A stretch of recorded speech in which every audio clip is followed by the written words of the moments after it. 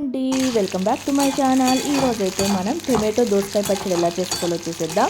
ఒక బాండిలో నూనె వేసుకొని పచ్చిమిరపకాయలు అయితే వేయించుకోవాలండి. మీ కారం తగ్గట్టుగా పచ్చిమిరపకాయలు తీసుకొని వేయించుకోండి. అలానే ఒకటిన్నర టొమాటో అయితే వేసుకున్నాను నేను, ఎందుకంటే హాఫ్ మాత్రమే నేను దోసకాయ యూస్ చేశాను. సో అందుకని నేనైతే ఒకటిన్నర టొమాటో తీసుకున్నాను.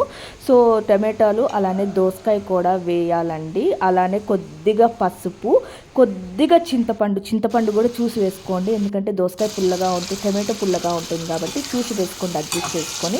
అందుకని నేను చాలా కొద్దిగానే వేసుకున్నాను. అలానే కొద్దిగా ఉప్పు కూడా వేసి మగ్గించుకోవాలండి. బాగా మెత్తపడాలి, మీకు దోసకాయ ముక్క కూడా బాగా మెత్తపడాలి, టమాటోలు కూడా బాగా మెత్తపడాలి. సో నేను ఉప్పు కూడా వేసేసుకున్నాను. అలానే కొద్దిగా ఒక గుప్పెడంతా కొత్తిమీర కూడా వేసుకోవాలన్నమాట. సో చాలా బాగుంటుంది ఈ పచ్చడికి. నేను ఎలాంటి తీరమూతలు అయితే వేయట్లేదు. అలానే కొద్దిగా ఇంగువ కూడా వేసుకోవాలండి. సో ఇవన్నీ వేసుకొని బాగా మగ్గాక చల్లారాక ఒక మిక్సీలో ఫస్ట్ ఏవైతే పచ్చిమిరపకాయలు వేయించుకున్నామో ఆ పచ్చిమిరపకాయలు అయితే మిక్సీ వేసుకోవాలి. అలానే ఒక హాఫ్ టేబుల్ స్పూన్ జీలకర్ర కూడా వేసుకోవాలండి. జీలకర్ర వేసాక ఇది ఏదైతే ఉందో ఈ దోసకాయ టమాటో కొత్తిమీర ఇది కూడా మనం పల్స్ మోడ్లో అయితే వేసుకోవాలండి. మెత్తగా పేస్ట్ అయితే అవ్వకూడదు.